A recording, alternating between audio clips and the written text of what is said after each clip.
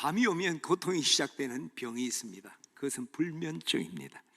우리가 이 불면증을 알아본 분들은 이 불면증의 고통이 얼마나 큰지 잘 아실 겁니다. 근데 불면증이라는 건 밤에만 고통을 주는 게 아니라 낮에도 그 고통이 이어지게 되죠. 수면이 부족하게 되면 우리가 집중력이 떨어지니까 일의 능력이 떨어질 뿐만 아니라 감정의 기복이 심해져서 굉장히 짜증이 나게 되죠. 건강에도 악영향을 미치게 됩니다. 이 불면증이 심하게 되면, 지속되게 되면 우리가 우울증에 빠지게 되고 또 비만에 살이 찌게 되는 것이죠. 왜냐하면 이 과학적으로 우리가 이 수면이 부족할 때 우리가 식욕을 억제하는 렙틴이라는 호르몬이 분비를 거치게 되고, 식욕을 촉진하는 그렐린이라는 호르몬이 분비가 많아지게 되는 거예요. 그러니까 단적으로 살이 찌게 되죠. 무엇보다 이렇게 우리가 수면이 부족하다면 교감신경이 긴장 상태를 계속 유지하기 때문에 혈압이 높아집니다. 그리고 굉장히 많은 사고를 유발할 수 있다는 거죠. 학자들이 연구를 했는데 24시간 동안 잠을 자지 않는 상태는 혈중 알코올 농도 0.2라고 동일하다고 그래요. 그래서 대형 사고들을 보면 수면 부족 때문에 일어난 일이 참 많아요. 여러분, 우주선 챌린저 폭발 사건, 체르노빌 원전 폭발 사건의 원인을 추적하면 여러 가지 있겠습니다. 그 원인 중에 하나가 근로자가 수면 부족 때문이었다는 거죠. 수면을 제대로 취하지 못한 피곤함이 그런 사고를 유발했다. 이처럼 불면증이라는 건 우리가 정신적으로 육신적으로 심각한 위해를 가하는 치명적인 독과 같은 것이죠. 반면에 우리가 수면을 잘 취하는 것은, 그것은 바로 하나님이 우리에게 주신 큰 축복이다. 따라서 한번 해볼까요? 수면은 보약과 같다. 수면을 잘 취하게 되면 우리가 잠을 잘 때 뇌와 몸에 그 피로를 들어줄 뿐만 아니라 그 호르몬이 분비돼서 이 균형을 잘 맞춰서 기능을 제대로 돌리게 되는 거죠. 그리고 수면을 취할 때 성장 호르몬이 나온다고 그래요. 그래서 아이들이 많이 자야지 잘 큰다는 거죠. 그리고 이 성장 호르몬이 노화 방지라고 피부 노화도 막아주는 거예요. 그래서 미는 잠꾸러기라고 하는 것이, 우리가 이 잠이라는 것이 피부 노화를 방지해 주기 때문입니다. 무엇보다 이 수면 시간이 뇌를 청소해 준다는 거예요. 그래서 로체스터 대학의 네드가드 박사가 수면을 이야기를 하기를 야간 청소부다, 그렇게 해서 야간 청소부다. 우리가 이 수면을 지나면 뇌세포의 부피가 줄어들어요. 그러다 보면 뇌세포 사이에 간격이 생기게 되고, 그 사이에 뇌석수액이 흘러가면서 오랫동안 쌓여있던 뇌세포의 노폐물들을 제거를 해주는 거예요. 근데 거기서 놀라운 게, 그 노폐물 중에, 제거되는 노폐물 중에 알츠하이머 발병의 주요 원인이라고 하는 아밀로이드 베타가 그때 배출이 된다는 거예요. 그러니까 우리가 이 수면을 잘 취할 때 알츠하이머를 보호할 수 있는 그런 좋은 장점도 있다는 것이죠. 이처럼 우리가 이 수면이라는 것은 우리에게 보약과 같고 축복이에요. 그래서 주님께서도 우리에게 말씀하시기를, 하나님께서 그 사랑하시는 자들에게 잠을 주시는 도다. 할렐루야. 저는 우리 진해 침례 교우들이 우리가 수면, 정말 이 불면증의 고통을 떨쳐버리고 하나님 주시는 편안한 안식의 잠을 누리게 되기를 주의 이름으로 축원합니다.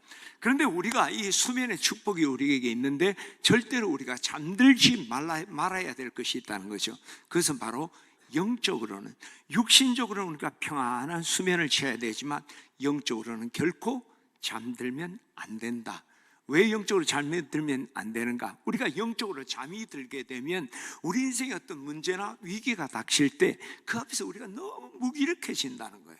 그리고 그 앞에서 벌벌벌벌 두려움에 떤다는 거예요. 매일 강하고 담대하라 외쳤던 우리가 영적으로 잠이 들면요, 그렇게 작아 보이고 보잘것없고 두려움했다는 거예요. 엘리야가 갈멜산상에서 바알 선지자, 아세라 선지자 850대 1에 당당한 승리를 거뒀던 정말 강하고 담대했던 선지자가 이세벨이 그를 죽이려고 할 때 영적으로 그가 확 쪼그러드는 순간 도망을 가버리잖아요. 도망간 것만으로만 끝나는 게 아니라 하나님 앞에 내 사역을 그만하고 싶습니다, 나는 이제 죽고 싶습니다, 완전히 그냥 수렁에 빠지는 것을 우리가 보게 됩니다. 아람 왕은 눈에 가시 같은 게 엘리사였어요. 왜냐하면 아람이 이스라엘 치려고 하면 엘리사가 항상 예언을 해서 미리 방지를 해버리는 거예요. 그래서 엘리사를 제거하지 않으면 이스라엘을 먹을 수가 없다. 그래서 엘리사를 제거하기 위해서 그 엘리사가 있는 도단성을 군사들과 말과 병거로 꽉 둘러쌌어요. 자, 이제 이 포위작전을 수행하고 있을 때 아침에 엘리사의 사환이 일어나서 딱 밑을 보니까 자기가 있는 이 도단성읍을 완전히 아람 군대가 군사와 말과 병거들이 둘러치고 있는 거예요. 너무너무 두려웠어요. 그래서 엘리사에게 달려가서 내 주여 어찌하오리까? 우리가 어찌해야 됩니까? 이제 우리는 다 죽었습니다. 그때 엘리사가 두려워 말라. 우리와 함께한 자가 그들과 함께한 자보다 많다. 그러니까 이 사환이 무슨 말입니까? 저기 사람들이 그렇게 많고 우리는 엘리사 쌤하고 적군인데, 그때 엘리사가 그를 위해 기도하고 영안이 뜨이니까 이 사환 눈에 이 산에 가득하고 엘리사를 둘러있던 불말과 불병거를 보게 되었다는 거예요. 여러분, 우리가 이것을 잘 기억해야 될 것은 지금 기도하니까 하나님이 불말과 불병거를 보내준 것이 아니라 이미 이 도단성을 하나님의 불말과 불병거가 지키고 있었는데 이 엘리사의 사환이 영적으로 잠드니까 보지 못했던 거예요. 그래서 엘리사의 기도를 더 영안이 뜨이니까 보여진 거죠. 오늘도 우리가 하나님이 늘 우리와 함께 하지만 영적으로 잠들면 하나님이 함께한 능력을 보지 못하니까 두려움에 벌벌 떨고 있는 거 아니에요. 베드로가 예수님께서 최후의 만찬하면서 너희들이 이제 다 나를 버릴 것이다. 그러니까 베드로가 제 모든 사람이 주를 버릴지라도 나는 주를 버리지 않습니다. 호언장담했죠. 그러나 그가 예수님이 끌려가실 때 계집종이 너 갈릴리 사람 예수와 함께 있었도다. 또 한 계집종은 너는 나사렛 예수와 함께 있었구나. 또 어떤 사람은 너는 그 도당이라 할 때 그는 어떻게 합니까? 무슨 소리 하느냐? 저주하며 맹세하면서 나는 그를 모른다. 나중에는 저주하며 맹세하면서 나는 그를 모른다 그래. 그 종들이, 그 불을 쬐고 있는 종들이 너 그 사람과 같은 무리라고 할 때 벌벌 떨면서 속절없이 무너져 버리는 거예요. 베드로가, 호언장담하던 베드로가 왜 무너졌습니까? 영적으로 잠들었기 때문이에요. 예수님께서 겟세마네 동산에 기도할 때 베드로, 야고보, 요한 세 사람을 데리고 와서 나와 함께 기도하자. 그리고 예수님이 한적한 곳에 기도하고 와 보니까 다 졸고 있는 거예요. 시험에 들지 않도록 깨어서 기도해라. 마음은 못 이루되 육신이 약하구나. 그리고 또 기도하러 가는 사이에 또 잠들어 버리는 거예요. 피곤해서 잠든 것이 아니라 영적으로 잠들어 버린 거예요. 영적으로 잠드니까 조그만 위기나 문제 앞에 속절없이 무기력하고 두려움에 빠지는 모습을 우리가 보게 되는 거죠. 우리도 마찬가지예요. 그런데 어떤 이들은 나는 내 앞에 어떤 어려움이 있어도 결코 두려움에 빠지지 않는다. 그러면서 혈기를 부리고 막 그냥 흥분하는 사람이 있어요. 여러분, 혈기 부리고 흥분하는 건 이미 두려움에 떨고 있는 거예요. 진짜 강하고 담대한 사람은 혈기 부리고 흥분하지 않습니다. 그렇잖아요. 그리고 나는 두렵지 않다 하면서 사람의 방법, 나의 자신의 힘이나 다른 사람의 힘이나 방법으로 그 문제를 해결하려고 해요. 겟세마네 동산에 가룟 유다의 신호를 받아서 그 대제사장들의 하숙들이 예수님을 잡으려고 할 때 베드로가 칼로 그것을 저지하려고 한다. 그리고 말고의 귀를 잘라버리는 거죠. 내 이 칼로 예수님을 죽이겠다는 거죠. 정말 용맹했죠. 그러나 결국 어떻게 돼요? 더 깊은 수렁으로 빠지는 거예요. 그때 예수님이 내 칼을 도로 칼집에 꽂으라. 칼을 가진 자는 다 칼로 망할 것이다. 칼로 뭔가를 해본다. 내 방법으로, 내 힘으로 하려고 한다면 그것으로 망할 것이다. 능력의 힘이 큰 건 하나님이지 우리에게 있는 게 아니거든요. 근데 하나님의 능력에 영적으로 잠드니까 무슨 힘으로, 내 힘으로 하려니까 결국 그 칼로 망하게 된다는 것이죠. 저는 오늘 우리 교우들이, 오늘 우리가 영적으로 잠들게 되면 우리 인생에 끊임없이 닥쳐오는 여러 가지 문제 앞에 정말 무기력하고 두려워서 벌벌 떠는 그런 어리석음을 범한다는 걸 기억하시기를 바랍니다. 두 번째로 우리가 영적으로 잠들게 되면요, 탐욕에 빠져요. 그리고 그 탐욕으로 인하여 참 지저분한 다툼을 하는 거예요. 지저분한 다툼. 예수님의 제자들이 예수님이 이제 얼마 있지 않으면 십자가에 못 박히는데 그것도 모르고 자리 다툼 하잖아요. 기가 막히잖아요. 왜 그랬습니까? 그 영적으로 죽어 있으니까 탐욕에 사로잡힌 거잖아요. 그러니까 다툼이 있잖아요. 우리가 요즘 날샘을 통해서도 사도행전 말씀도 나누고 있고, 지난주에도 우리 사도행전에 참 그 예루살렘 교회 성도들이 유무상통 자기 재산을 다 팔아서 나눠줬던 아름다운 모습을 우리가 묵상했잖아요. 근데 6장에 가면 그 교우들이 서로 다투는 거예요. 다른 거 아니에요. 빵 한 개 덜 준다고. 헬라파 유대인과 히브리파 유대인들이 자기 가부들 구제에 소외된 것 때문에 막 서로 다투는 거예요. 어떻게 이렇게 될 수 있나요? 집 재산 다 팔았던 사람이 여기 와서는 빵 하나 덜 준다고 싸운단 말이에요. 다른 거 아니에요. 이 처방전을 통해 진단할 수 있잖아요. 이때 사도들이 이 문제를 보면서 말하는, 우리가 말씀을 제쳐놓고 공개를 일삼는 것이 마땅치 않다, 옳지 않다. 우리는 오로지 기도와 말씀 사역에 힘쓰겠다. 지금 이 예루살렘 교회가 사도들이 구제 사역을 하다 보니까 말씀 기도에 소홀했고, 그러니까 양떼를 먹이는 거 소홀했고, 그러니까 양떼들이 영적으로 죽어 있던 거예요. 잠들어 버린 거예요. 그러니까 영적인 힘이 있을 때는 이게 욕심이라는 게 없어지는 거죠. 근데 영적으로 죽고 나면 세상의 육신의 정욕, 안목의 정욕, 이세의 자랑이 나를 주장하기 시작하니까 그게 탐욕에 빠지고, 탐욕의 결국은 다툼 아니에요. 그렇죠? 욕심이 잉태한 즉 죄를 낳고 제가 장성한 자를 사망을 낳는 어리석음을 범하게 되는 거죠. 무엇보다 우리가 영적으로 잠들게 되면요, 영적 분별력을 잃어버려요. 그래서 이게 뭐가 진짜인지 가짜인지 모르고, 그리고 내가 바본지 모르고도 막 그냥 헤매는 거죠. 눈이 감겨 있으니까. 그러다가 우는 사자같이 두루다니면 삼킬자인 그 사탄에게 미혹받아서 결국 멸망길로 달려가게 된다는 거죠. 결국 죽게 된다는 거예요. 베드로서 5장 8절 보세요. 근신하라, 깨어라. 너희 대적 마귀가 우는 사자같이 두루다니며 삼킬 자를 찾는다. 사탄은요, 우리에게 틈이 있으면 집어삼키려고요, 우는 사자처럼, 먹이에 목말라하는 사자처럼 으르렁거리며 달리는 거예요. 틈만 보고 있는 거예요. 그런데 우리가 깨어있지 못하면, 잠들어 있으면 먹힌다는 거예요. 그래서 근신하고 깨어있으라. 잠들면 먹힌다. 근데 그 사탄은 어떤 존재입니까? 요한복음 10장 10절에 보면 도적이 오는 것은 도둑질하고 죽이고 멸망시키려는 것이요, 내가 온 것은 양으로 생명을 얻게 하고 더 풍성히 얻게 하려 함이라. 그게 도적은 뭡니까? 사탄 이야기하는 거죠. 사탄이 우리에게 오는 것은 우리에게 복 주려는 게 아니에요. 나의 인생을 도둑질하고 나를 죽이고 멸망시키려는 거예요. 우는 사자 같은 사탄, 우리가 영적으로 잠들면 우리를 삼키고 결국 멸망길로 인도한다는 거예요. 그 리틀 한 분은 말하기를요, 잠은 무덤의 대기실이다 그랬어요. 우리가 잠드는 것은 무덤의 대기실, 영적으로 죽음으로 들어간다는 거예요. 오늘 여러분 5장 14절에도 뭐라고 해야 합니까? 자는 자여 깨어 죽은 자 가운데서 일어나라. 근데 구잖아요, 그죠? 자는 자여 깨어라. 그러면서 죽은 자 가운데 일어나. 자는 것은 죽은 거라는 거죠. 자는 것은 죽은 것이다. 여러분, 오늘 우리 기억해야 됩니다. 잠시 내가 멈칫 한다, 내가 잠시 뒤로 물러갔다가 아니라 영적으로는 잠든 것이 죽음이라는 것 깨닫기를 축원합니다.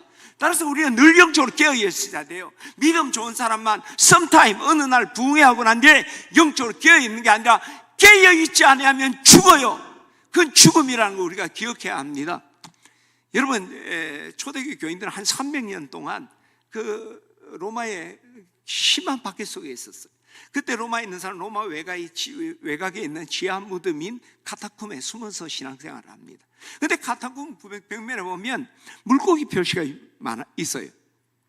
그 물고기 표시를 하는 이유는 나의 신앙의 고백이며 신앙의 표시를 했던 거예요. 왜냐하면 물고기가 헬라어로 익투스라는 뜻인데, 이 익투스라는 단어가 이게 예수스, 크리스토스, 테우, 히오스, 소테르. 그러니까 예수, 그리스도, 테우, 하나님, 히오스는 아들이거든요. 소테르, 구원자. 그래서 신앙 고백을 그것을 통해서 표현을 하는 거예요. 그런데 어떤 목사님이 이 초대교회 교인들이 그 물고기를 표시한 것은 익투스라는 의미도 있지만 물고기의 특성을 통해서 신앙의 메시지를 준 거다라고 말하는 분이 있어요. 그래서 내가 그걸 보면서 이거 참 인사이트가 있다, 그런 생각을 했어요. 물고기는, 여러분, 물고기는 잘 때도 눈을 감지 않습니다. 죽을 때도 눈 뜨고 자요. 왜냐하면 물고기는 눈꺼풀이 없어요. 그래서 눈 뜨고 살아요. 그래서 그것을 생각하면서 우리 신앙인들은 자나 깨나 늘 깨어 있어야 된다. 이 물고기가 눈을 감지 않던 듯이 영적으로 깨어 있어야 된다. 그 메시지를 주었다. 참 귀한 영감이 있는 말씀인 것 같아요. 갈라디아서 5장 6절을 보면 우리가 다른 이들 같이 자지 말고 오직 깨어 정신을 차리자, 그렇게 말해요. 깨어 있어야 된다. 저는 우리 진해집 내교우들이 영적으로 깨어나게 되기를 주의 이름으로 축원합니다. 근데 안타까운 것은 오늘 우리가 영적으로 많이 잠들어 있다는 거예요. 한 사람이 길을 가다 보니까 교회 지붕에 사탄들이 다 잠을 자고 있더라는 거예요. 사탄은 우는 사자같이 두루다니며 산길 잘 찾아야 되는데 사탄들이 자고 있더라는 거야. 야, 너희들 왜 자고 있느냐 물어보니까 교회 안에 있는 성도들 다 자고 있기 때문에 우리가 할 일이 없어서 잔다는 거예요. 풍자적인 이야기지만 오늘 우리 교회의 모습들을 이야기하는 것이 아닌가 생각합니다. 오늘 사탄조차 할 일 없는, 할 일거리를 잃어버리게 만든 우리 성도들이 모습들이 아닌가. 다 자고 넘어져. 그러니까 조그만 일을 만나도 그 앞에 무기력해요. 뭐 하나 제대로 해내려 무기력하고 두려움에 빠지고, 그리스도인들도 탐욕에 빠져 그것 갖고 물고 뜯고 싸우지를 안 하나. 그리고 영적 분별력이 없어서 정말 똥오줌도 못 가리는 그런 삶을 살아가는 모습들을 우리가 너무 많이 보죠. 사탄에 미혹돼서 그 죽음의 골짜기로 속절없이 끌려가는 모습이 오늘 우리 그리스도의 모습이 아닌가 생각해요. 영적으로 잠들어 있다. 이제 우리가 깨어나야 돼요. 여러분, 코로나 이후에 우리는 심각한 영적 도전을 받고 있습니다. 사탄이 우리를 많이 미혹하고 있는 가운데 있습니다. 그런데 우리가 그것을 이제는 그렇게 느끼지 못한다는 거예요. 제가 전에도 한번 여기 이야기했습니다만, 산 사람 위에는요 조그만 물건만 올려도 무거움을 압니다. 죽은 사람 위에는 100톤에 대한 콘크리트를 쏘아부어도 무게를 못 느끼는 거예요. 오늘 어쩌면 우리가 이 코로나에서 1년 이상 지나버렸잖아요. 우리가 무기력한 가운데 있음에도 내가 지금 잠자는 건지 깨어 있는 건지 죽어버려 있는 건지 느끼지 못하는 안타까움이 우리 가운데 있는 거예요. 저는 우리 진해집 내교우들이 이제 잠자는 가운데서 깨어나게 되기를, 그래서 죽은 자 가운데서 일어나게 되기를 주의 이름으로 축원합니다. 그럼 우리가 이 잠자는 가운데서 우리가 깨어나려면 어떻게 해야 될까? 오늘 본문 5장 18절, 에베소 5장 18절이 우리에게 귀한 영감을 주는 겁니다. 자, 우리 같이 한번 5장 18절을 읽어보도록 하겠습니다. 시작. 술 취하지 말라. 이는 방탕한 것이니 오직 성령 충만함을 받으라. 우리가 영적으로 깨어나려면 술 취함으로부터 떠나야 되죠. 오늘 우리가 영적으로 잠든 건 술에 취해 있다는 거예요. 근데 여기서 술에 취했다는 것은 단순히 술 취했다는 이야기가 아니에요. 세상에 취했다. 세상에 내 마음과 모든 정신이 뺏겨버렸다는 거예요. 좀 더 정확하게 하면요, 세상 사람들이 사모하는 것 나도 사모하고, 그냥 사모하는 게 아니라 세상 사람들 좋아하는 것에 내 마음이 다 뺏겨버린 거예요. 세상 사람들의 가치관이 오늘 우리 삶의 기준이 돼버렸다는 거예요. 끝나버린 거잖아요. 죽은 거잖아요. 여러분, 세상을, 그렇죠, 세상 사람 좋아하는 거 우리도 좋아하죠. 세상에 돈, 친구, 우리에게도 필요합니다. 필요 없는 게 아니에요. 그러나 그게 마음이 뺏기면 안 되지. 그게 내 마음이 온통 붙들리면 우린 죽어요. 여러분, 노자 장자할 때 장자 있잖아요. 장자가 한 번은 사냥을 나갔습니다. 근데 자기 머리 위로 이상한 까치가 하나 탁 날아가는 거예요. 그래서 보니까 참 신기해. 저 까치를 잡아야 되겠다. 근데 까치가 이 가지에 앉았다가 저 가지 앉는, 그 가지를 이렇게 저렇게 쫓아다니는 거예요. 이제 한 가지 앉았어요. 그래서 살금살 가서 활을 가지고 그 까치를 잡으려고 겨냥했어요. 근데 가만 보니까 까치가 자기가 활을 겨냥하는데 엉뚱한 것을 딱 골똘하게 보고 있는 거예요. 그래서 그 까치의 시선을 따라 이렇게 보니까 숲속에 있는 사마귀를 보고 있는 거예요. 잡아먹으려고.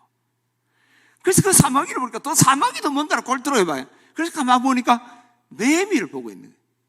그때 장자가, 아이고, 미물도 지 죽는 것도 모르고, 까마귀는 사마귀 보고 사마귀는 매미를 보고, 저 어리석구나. 그리고 이제 아이고 이거 잡으면 뭐 하겠나 하고 돌아서는데 누가 몽둥이로 자기를 치려고 하니까 깜짝 놀란 거예요. 왜 그러십니까? 당신이 내 밭을 엉망으로 만들었다. 장자가 까치 잡는다고 남의 밭을, 까치 잡는다고 정신이 없으니까 남의 밭을 다 밟아 그냥 쑥대밭을 만들어버린 거예요. 그때 장자가 큰 거 깨닫죠. 나나 까치나 사막이나 그놈이다. 정신이 팔리니까 내가 뭔지를 모르는 거예요. 오늘 우리도 세상에 마음 빼앗기면 그 세상의 모든 게 나쁜 것 아니에요. 그러나 마음이 빼앗기는 순간 내 인생, 내 삶의 자리 쑥대밭으로 만드는 거예요. 이스라엘 백성이 출애굽해서 모압 평지에 이르렀을 때 모압 왕 발락이 긴장을 하는 거예요. 왜냐하면 이스라엘 백성들의 숫자도 많았고 이스라엘 백성들이 가는 곳마다 이렇게 성전을 하니까 자기 땅만 지나가도 쑥대밭 되는 거, 마치 메뚜기 때 지나가면 농작물 막 그냥 끝나는 것처럼 그런 두려움이에요. 근데 이길 방법은 없고 그때 마침 부돌에 발람이라는 선지자인지 무당인지 하는 사람이 있었어요. 그 사람이 저주하면 저주가 되고 뭐 축복하면 축복이 되는 거예요. 그래서 그 사람을 초청해서 이스라엘을 저주하려고 했는 거예요.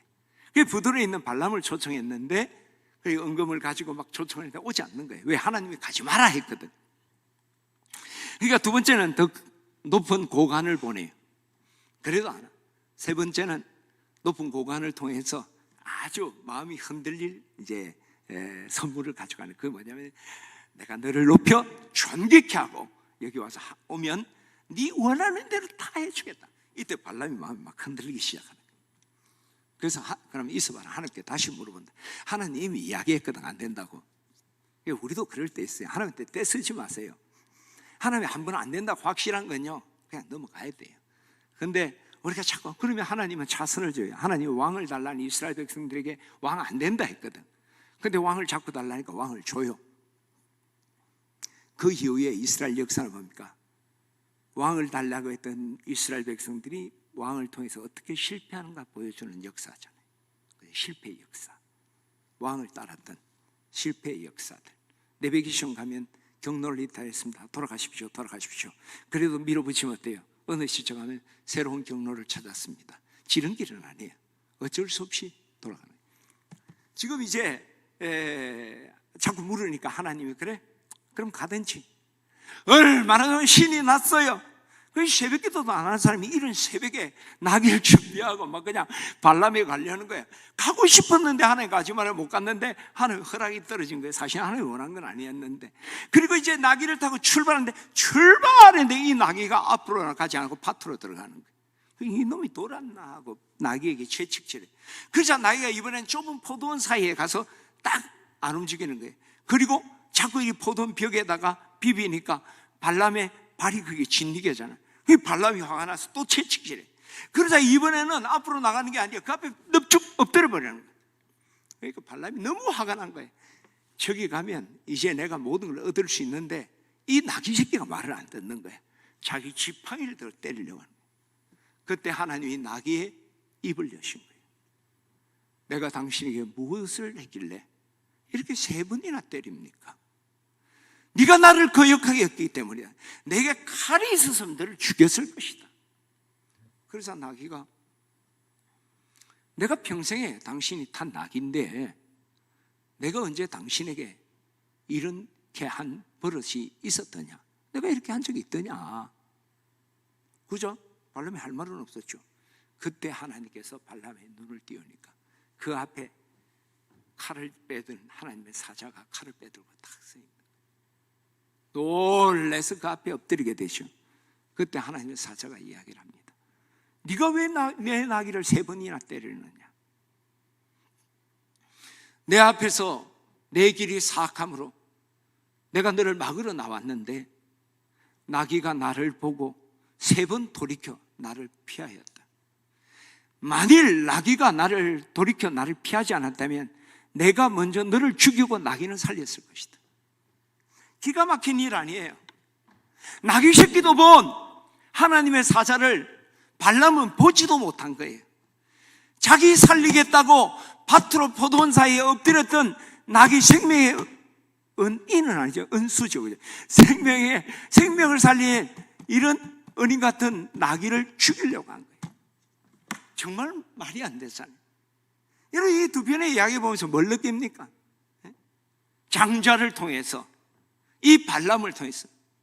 그럼 이 사람들이 정말 바보 멍청이라서 그래요? 발락이 약속한 그 복채의 마음이 빼앗겨 버리니까 아무도 보이지 않는 거예요. 하나님의 음성을 듣고 하나님과 교통하던 이 발람조차도 무당이든 선지자든 그렇잖아요. 오리무중 엉뚱한 짓. 오늘 우리도 세상의 마음 빼앗기면 세상 사람들이 마음을 빼앗는 것에 나도 마음이 빼앗기는 거예요. 세상의 오락, 세상의 돈, 세상의 권력, 세상의 지식들, 세상의 취미들, 그리고 다 필요한 겁니다. 그러나 그게 마음 빼앗기면요 기가 막히게 살아가는 거예요. 엉망진창이 돼버려요. 저는 오늘 여러분 세상에 여러분의 마음을 빼앗는 게 있다면 단호하게 거절하고 버리게 되기를 주의 이름으로 축원합니다. 뿐만 아니라 여러분 우리가 세상의 가치관이 나의 삶의 기준이 되면 안 돼요. 그리고 세상의 가치관과 우리 그리스도인의 가치관이 공유하는 게 있어요. 세상 사람들의 그 가치관이 우리가 같이 동의하고 공유하는 부분들이 많이 있어요. 그러나 다 같은 건 아니에요. 그리고 더 중요한 것은 그 출발과 동기와 목표는 다르다는 거죠. 이사야 55장 8절에 보게 되면 내 생각은 너희 생각과 다르다, 내 길은 너희 길과 다르다고 이야기했습니다. 그렇죠. 막 우리가 방역을 하자, 세상 이야기나 우리 생각 똑같아요. 그러나 우리는 그 동기와 그 목적은 다른 거예요. 근데 그것을 그대로 따라가려고 하다 보면 엉망진창 되는 거죠. 결국 죽어요. 어떤 길은 사람의 보기에 바르나 필경은 사망의 길이다. 우리가 세상의 길들을 보게 되면 바른 길처럼 보여요. 그러나 그 길을 그대로 가다 보면 결국 멸망의 길이라는 거예요. 우리 그리스도인의 방법이 있고 그리스도인의 길이 있는 거예요. 그런데 오늘날 우리 교회들은 한번 보세요. 우리가 무슨 일을 할 때 하나님의 뜻을 말하기보다는 세상 사람들이 뭐라고 하느냐 이 이야기를 많이 해요. 시대 정신을 이야기해요. 시대의 가치관을 이야기해요. 중요해요. 따라야 돼요. 그러나 그것이 우리의 기준이 돼서는 안 되잖아요. 제일 처음에 제가 설교할 때 심령이 새롭게 된다는 게 뭐예요? 기준이 바뀌어야 된다는 거예요. 우리 같이 가고 같이 공유하는 건 많지만 그러나 그것이 기준이 아니라 우리는 기준은 오직 주의 뜻이 기준이 돼야 되죠. 근데 이게 교회의 세속화예요. 교회에서 드럼을 쳤다, 교회에서 춤을 췄다, 이게 세속화 아니에요. 우리의 신앙의 기준이 뭔가, 이것이 세상적인 것이 내 삶의 기준이 되고 뭔가 판단의 기준이 된다면 이게 오염된 거, 우리가 세속화된 거잖아요. 저는 오늘 우리 교우들이 이런 세상을 사모하는 것, 마음 빼앗기는 것, 그리고 세상의 가치관을 우리 삶의 기준으로 삼는 것을 버리게 되기를 주의 이름으로 축원합니다. 근데 이것이 결코 쉽지는 않아요. 술 취하지 말라, 이런 방탕한 것이다. 술 먹는 사람한테 술 먹지 마라, 그거 참 쉬운 일 아닌 것 같아요. 담배 끊느라 그거 쉽지 않는 것 같아요. 그 이상으로 우리 그리스도인들이 이렇게 세상을 사모하고 세상의 가치관으로부터 우리가 스스로를 지켜나가는 게 쉽지 않아요. 그 근본적인 이기는 방법은 뭘까요? 썩어져가는 구습을 따른 옛사람을 벗어버리는 제일 좋은 방법은 새 사람을 입는 거잖아요. 그렇잖아요. 그저 안 하려고 몸부림치기보다는 옷 바꿔 입어버리면 되는 거예요. 마찬가지로 우리가 오늘 술 취하지 않으려고 몸부림치는 것보다 더 중요한 것은 술 취하지 말라, 이런 방탕한 것이니 오직 성령의 충만함을 입으라. 할렐루야. 5장 18절 우리 다시 한번 읽겠습니다. 시작. 술 취하지 마라, 이런 방탕한 것이니 오직 성령 충만함을 받으라. 여러분, 우리가 새 사람으로 의와 진리의 거룩함으로 지원받은 새 사람을 입으려면, 우리가 영적으로 깨어나려면 우리가 이제 성령으로 충만해야 돼요. 왜냐하면 우리가 성령으로 충만할 때 육신의 소욕을 따라가지 않아요. 갈라디아서 5장 16절에 보면 성령을 따라 행하라, 그리하면 육체의 욕심을 이루지 아니하리라. 육체의 소욕은 성령을 거스리고 성령은 육체를 거스리하니 이 둘이 서로 대적하여 너희가 원하는 것을 하지 못하게 하려 합니다. 우리 같이 한번 읽어볼까요? 66절 10절 시작. 내가 이르노니 너희는 성령을 따라 행하라, 그리하면 육체의 욕심을 이루지 아니하리라. 육체의 소욕은 성령을 거스리고 성령은 육체를 거스리하니 이 둘이 서로 대적함으로 너희가 원하는 것을 하지 못하게 하려 합니다. 성령을 쫓아하면 육신의 것, 이전에 줬던 것 이제는 값없다, 역겹고 하고 싶은 생각이 안 나요. 할렐루야. 그래서 우리가 성령으로 충만한 거예요. 또한 우리가 성령으로 충만하려 하면요, 우리가 영적으로 죽어있을 때 주의 뜻을 분별하지 못하고 오리무중 살아가는 거잖아요. 그러나 영적으로 우리가 깨어있으면, 성령으로 충만하면요, 주의 뜻을 분별하게 해요. 오직 하나님이 성령으로 이것을 우리에게 알게 하셨는데, 성령은 모든 것, 하나님의 깊은 것까지도 통달하시느니라. 할렐루야. 고린도서 2장 10절 우리 같이 한번 읽어봅시다. 시작. 오직 하나님이 성령으로 이것을 우리에게 보이셨으니 성령은 모든 것 곧 하나님의 깊은 것까지도 통달하시니라. 성령이 우리에게 충만하면 분별이 된다는 거예요. 세상이 마귀가 아무리 우리를 유혹해도 참과 거짓 구별하고 우리가 어디로 가야 될지 무엇을 해야 될지 분별한다는 거예요. 그래서 우리가 성령으로 충만한 거예요. 무엇보다 우리가 성령으로 충만하면 하나님의 뜻을 감당할 힘과 능력을 얻는 거예요.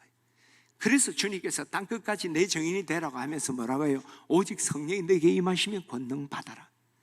그 권능으로 온 유대와 사마리아 땅끝까지 내 증인이 돼야 된다. 모든 민족을 향해서 나가라 말씀하신 그 주님께서 나가기 전에 성령의 능력 덧입어라. 성령으로 충만하면 내게 맡겨진 일을 넉넉히 감당하는 거예요.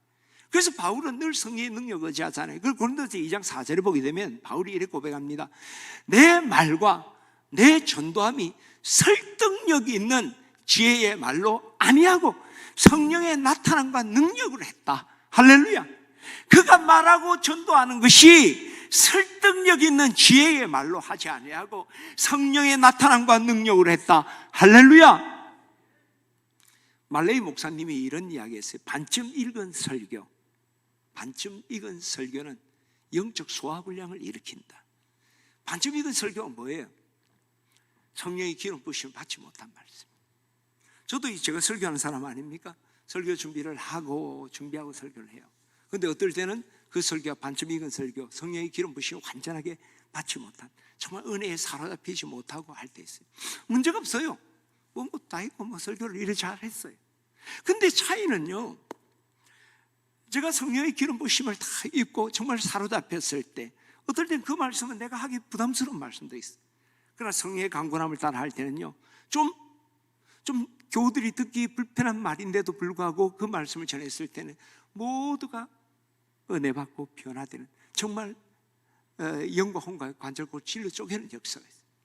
근데 제가 성령의 기름 부심이 있지만, 그러나 뭔가 다 사로잡히지 못하고 할 때는요, 은혜를 끼친 것 같고 사람들도 은혜 받았다 하지만 거기에는 뭔가 문제가 생겨요. 소화불량이 생긴다는 거예요. 어떤 사람은 버겁고 은혜 받는 사람도 있지만 뭔가 그것 때문에 상처받는 사람도 생기더라는 거죠. 말이 틀린 건 하나도 아닌데 우리의 성령의 능력이 있어야 됩니다. 할렐루야. 능력의 힘이 큰 건 내게 있지 않고 하나님께 있습니다. 할렐루야. 그러기 위해서는 우리가 성령의 충만한 가운데 능력 있게 사명 감당하는 우리 교우들 되시기를 주의 이름으로 축원합니다. 그러면 우리가 이 성령의 충만한 능력을 덧입으려면, 성령이 충만하면 어떻게 해야 될까? 제일 먼저 우리가 기억해야 될, 성령으로 충만하면 우리가 윤리 도덕적으로 정결해야 돼요. 여러분 시편 51편, 여러분 너무나 잘 아는 말씀이죠. 10절 11절 말씀, 우리 찬양도 있죠. 같이 한번 읽어봅시다. 시작. 하나님이여 내 속에 정한 마음을 창조하시고 내 안에 정직한 영을 새롭게 하소서. 나를 주 앞에 쫓아내지 마시며 주의 성령을 내게서 거두지 마소서. 이 말씀은 다윗이 바세바와 간음을 하고 어떻게 하면 강간이 되기도 하고 간통이 되고 하여튼 이런 음란한 일을 한 후에 나단 선지자를 책망을 받는 자기가 그 죄를 깨닫고 하나님 앞에 고백을 하는 거예요.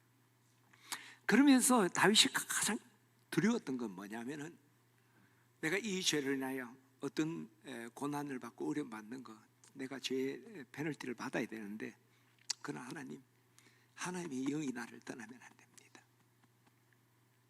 거듭난 사람은요, 영이 떠나지는 않아요. 구약 때는 좀 오늘 신약하고 개념은 다릅니다만 있지만, 성령이 역사하지 않는 사람은 죽은 사람과 똑같은 거예요. 그래서 다윗은 하나님의 영이 떠나면 나는 죽습니다. 그래서 하나님, 나를 새롭게 하셔서 내게 정한 마음을 창조하시고 정직한 영을 새롭게 하셔서 나를 주 앞에 쫓아내지 마시고 주의 성령을 거두지 말아달라고 기도해요. 여러분 반드시 기억해야 됩니다. 하나님은요, 윤리도덕적으로 깨끗하지 않을 때 결코 함께하지 않습니다. 늘 우리가 그런 게 아니죠. 저도 마찬가지예요. 내가 하나님 앞에 늘 정결하게 있지 못할 것만이 아니라 그렇지 못할 때 있어요. 그때 성령이 나와 함께 강하게 역사하잖아요. 내주하시지만 나를 통해 일하지 않아요. 하나님의 성령의 인도함 받고 충만하려면 먼저 윤리도덕적으로 우리가 정결해야 돼요. 그런데요, 윤리도덕적으로 엉망인데 믿음 좋게 보이는 사람들이 있어요. 가짜입니다. 위선입니다. 거짓말입니다. 기독교의 문제가 그거 아니에요. 나쁜 짓 밖에서 막 하는데 교회 오면 할렐루야, 진짜 그 사람 기도할 때 눈물 흘리고 한다니까. 자기도 성령 충만해. 내가 비록 윤리도덕적으로 부족하지만 하나님과 관계는 문제없다. 아니에요. 우리가 세상에서 윤리도덕적으로 흠결날 때 하나님 나를 버리지는 않지만 하나님이 강하게 역사할 수 없습니다. 성령 충만한 역사, 1907 평양 대부흥운동, 영국 웨일즈 부흥운동, 그게 출발점이 뭡니까? 회개운동이에요. 하나님께 기도하다가 벌떡벌떡 일어나서 내가 이런 죄를 지었습니다. 내가 옆집에 뭐를 훔쳤습니다. 내가 뭘 했습니다. 나는 죄인입니다. 그 통회하는 10년 가운데 성령의 기름 부으심이 있었던 거예요. 할렐루야! 저는 오늘 우리가 성령의 충만을 받으려면 우리가 윤리 도덕적으로 정결하기 위해서 정말 힘쓰는 우리 교우들 되기를 주의 이름으로 축원합니다. 그리고 우리가 성령의 기름 부으심을 받고 충만하려면요, 말씀의 통치를 받아야 돼요. 우리가 하나님의 말씀의 지배를 받아야 돼요. 말씀이 우리를 주장하도록 해야 된다. 계속 제가 말씀드립니다만 성령은 진리의 영입니다. 그렇죠? 말씀의 영이에요. 요한복음 14장에 진리의 영, 그는 진리의 영이라. 16장에도 보면 진리의 영이 오시면 그가 우리를 모든 진리 가운데로 인도하신다. 따라서 우리가 성령으로 충만한 것은 말씀이 충만한 거예요. 더 정확하게는 그 말씀이 우리를 주장하는 거예요. 통치하는 거예요. 그게 성령 충만이에요. 그렇죠? 그러려면 우리가 어떻게 해야 돼요? 이 성령의 하나님 말씀이 우리 안에 충만하게 들어오는 길을 열어야 돼요. 길을. 그래야지 그 말씀이 우리 안에 들어와서 심겨지고 열매를 맺을 거 아니에요. 그 길을 여는 거, 그냥 문을 열면 되는 거예요. 여러분, 하나님 말씀이 우리 안에 충만하게 가고 우리를 주장하려면 먼저 하나님 말씀을 사모하는 마음이 있어요. 이 사모한다는 것은 좋아한다, 뭐랄까요? 좋아한다, 사랑한다 이런 의미만 아니에요. 사모하는 건요, 진공청소기가 쓰레기를 쫙 빨아들이고 스펀지가 물을 쫙 흡입하는 것 같은 거예요. 낚아채는 거예요. 잠자리채로 낚아채고 말씀을 우리가 흡입하는, 그게 사모하는 거예요. 그냥 부어봐라. 여러분, 은혜라는 것이 하나님이 주는 거지만 그냥 하나님 은혜 주세요 해서 받는 게 아니에요. 침례 요한 때부터 지금까지 천국은 침노를 당하나니 침노하는 자가 빼앗으리라. 천국은 사모하고 갖고자 낚아채는 사람이 그 천국을 누리게 된다는 거죠. 사모하는 영혼에게 만족하게 하시고 줄인 영혼에게 좋은 것으로 채워주신다. 사모하는 영혼에게 만족함을 주신다. 우리 은혜는 정말 그것을 낚아채고 빨아들이는 자에게 은혜가 있는 거예요. 할렐루야. 여러분, 그 은혜를 누리기를 축원합니다. 말씀도 마찬가지예요. 우리가 말씀을 그냥 듣는다고 우리가 그 말씀이 내 안에 거하고 나를 주장하는 게 아니에요.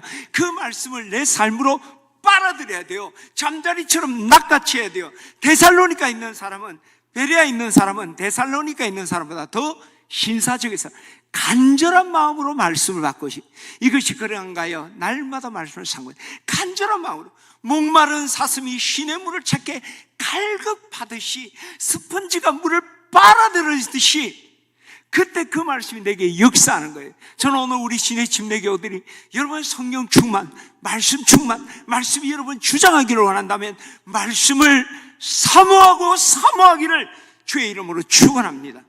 근데 이때 여러분들이 주의해야 될 정말 중요한 사실이 있어요.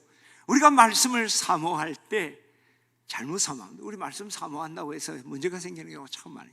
처음은요, 목자로부터 배우고 인도를 받아야 돼요. 디모데전서 보면 너는 배우고 확신한 일을 가라.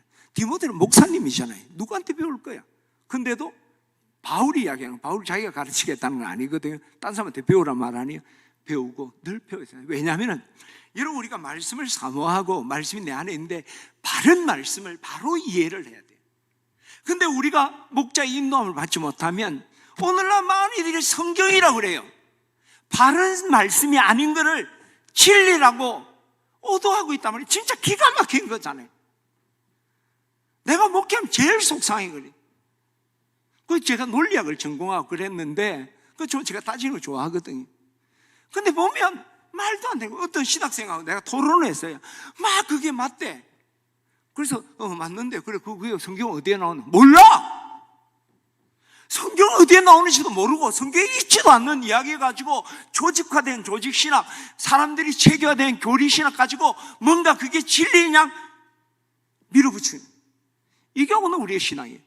우리는 바른 말씀을 바로 이해해야 돼요. 우리가 말씀을 받았어요. 이 바른 말씀이에요. 근데 이것을 귀에 걸으면 귀걸이, 코에 걸으면 코걸이로 알레고리컬하게 해석하는, 그죠? 그래서 뭐 그냥 말씀을 가지고 해요. 근데 막 이야기를 하는 거예요. 여러분, 예수님께서 예루살렘 입성하기 전에 제자들에게 말뚝에 묶여있는 나귀 새끼를 데리고 오라고 했습니다. 주인이 왜 가져가냐면 주인이 서식했다고 해라. 그리고 이제 주인이 줘서 가져왔습니다. 예수님이 그 나귀 새끼를 타고 예루살렘의 영광성에 입성했습니다. 여러분, 우리 인생이 나귀 새끼 같지 않습니까? 세상에 매여 있는데 우리 하나님께 쓰임 받으니까 이렇게 귀하게 쓰임 받았습니다. 성경에 나귀 새끼 이야기는 있지만 그게 하나님께 귀하게 쓰임받고 묶인 인생 이야기하는 거 아니거든요. 그럼 겸손하여 나귀 새끼를 탔도다. 거기서 말하는 건 예수 그리스도 겸손이라는 거예요. 선한 사마리아인이 그 강도 만난 자에게 동전 2개 준데 그 동전 2개는 신약 성경과 구약 성경입니다. 여러분, 말씀이 우리를 이 세상, 은혜는 되지. 근데 그 동전 2개가 신약 성경이다 구약 성경이다는 게 성경에 어디에 있습니까? 목자한테 바른 말씀을 바로 배우는 거예요. 근데 이 바른 목자라는 게 뭐냐면은, 여러분, 그러면 모두 내 목자가 있는 거예요. 하나님이 여러분에게 주신 목장의 목자, 교회의 목사들이 있는 거예요. 하나님 그 얘기 들어요. 여러분, 잃어버린 양이 뭡니까? 우리가 잃어버린 양이라면 목장을 잃어버린 건데 그렇지 않아요. 양에게 있어서는 목초지는 중요하지 않아요. 목자를 떠나면 잃어버린 양입니다. 에스겔 34장 5절에 보면 이스라엘 백성들을 향해서 뭐라 합니까? 이스라엘의 목자가 없어서 흩어지고 흩어져서 들짐승의 밥이 되었다. 목자를 잃어버렸다. 그 목자를 잃어버렸다는 건 더 정확하게 말하면 목자의 가르침과 인도를 받지 않는 거예요. 문지기는 그를 위하여 문을 열고 양은 목자의 음성을 듣나니, 자기 목자의 음성을 듣나니. 목자는, 그는 자기 양을 각각의 이름을 불러 인도하였느니라. 제가 시간이 없어서 이거 자세히 이야기합니다. 오늘 집에 가서 한번 그 말씀들을 한번 묵상해서 여러분 다 깨달을 수 있습니다. 하나님께서 문지기는 양을, 목자를 이야기하거든. 목자에게는 그 양떼를 돌본 목자가 있는 거예요. 양은 누구냐? 목자의 음성을 알고 듣는 게 양이에요. 그리고 목자는 그 양을 떼거지로 하는 게 아니라 하나하나를 불러서 그에게 필요한 길로 인도하는 게 목자라는 거예요. 그래서 우리가 목장의 목자들이 그런 역할을 하는 거잖아요. 세프트 리더십을 감당하잖아요. 저는 오늘 여러분들의 신앙이 정말 말씀으로 충만하고 말씀의 주장을 받고 성령 충만하려면 여기서부터 시작해야 돼요. 배워야 합니다.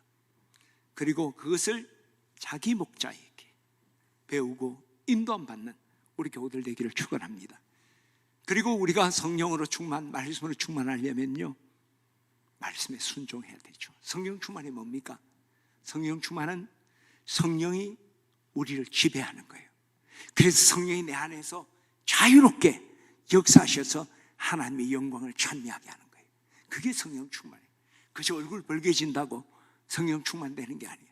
성령이 나를 지배하는 거예요. 통치하는 거예요. 네. 그러면 성령이 나를 지배한다. 성령은 진리의 영이라고 그랬잖아요. 그럼 지배하려면 돼요. 내가 순종하지 않고는 지배될 수 없죠. 그래서 성령 충만할 때 순종하고 순종할 때 성령 충만한 역사가 일어나는 거예요. 그리고 우리가 성령 충만할 때 성령의 놀라운 역사를 경험합니다. 나의 계명을 가지고 지키는 자라에 나를 사랑하는 자니 나를 사랑하는 자는 내 아버지께 사랑을 받을 것이요 나도 그를 사랑하여 그에게 나를 나타내리라. 하나님의 역사를 나타내. 누구에게? 주의 계명을 지키는 자, 예수님께, 하나님께, 하나님의 역사가 나의 성령의 역사를 경험한다는 거예요. 그때 우리가 더욱더 성령의 충만한 가운데 거하게 되는 거예요. 저는 오늘 우리 진해 침례교우들이 여러분의 성령 충만함으로 순종할 뿐만 아니라 여러분이 정말 성령의 충만한 역사 가운데 있기를 원한다면 여러분이 순종하기를 주의 이름으로 축원합니다. 말씀에 순종하기를 축원합니다. 특별히 오늘도 제가 여러분들에게 많은 말씀을 했습니다. 근데 여러분에게 특별히 와서 감동이 된 말씀이 있을 거예요. 찔림이 있던 말씀이 있을 거라. 모든 말씀 다 받으면 뭐 은혜가 풍성할 거고, 그러나 그 가운데도 내게 딱 왔던 말씀, 그 말씀은 하나님께서 여러분이 영혼의 안방을 찾아가셔서 하나님이 여러분과 독대하시면서 여러분에게만 직접 주신 말씀이고 약속입니다. 할렐루야. 오늘 여러분이 찔림이 있었다는 성령께서 오늘 권태민 집사의 영혼의 안방으로 들어가서 우리 나와 은밀한 대화를 하자 하면서 내게만 주신 말씀이고 약속이라는 거예요. 이거는 지켜야 돼. 이거는 순종해야 돼. 이거 자꾸 쌩까고 외면해서는 우리가 성령 충만이 아니라 우리가 영적으로 힘 있는 삶을 살 수 없습니다. 저는 오늘 우리 진해 침례교우들이 하나님이 여러분에게 감동한 게 있다면 오늘 즉시 순종하게 되기를 주의 이름으로 축원합니다. 오늘 저는 우리 교우들이 이제 영적인 잠에서 깨어나야 합니다. 그리고 죽은 자 가운데서 일어나기를 원합니다. 이를 위해서 여러분 세상에 취해 있던 것 과감하게 거절할 뿐만 아니라 성령의 충만한 은혜, 여러분의 정결함과 또 말씀이 나를 주장하도록 나를 내어드림을 통해 성령 충만한 은혜를 받게 되기를 주의 이름으로 축원합니다.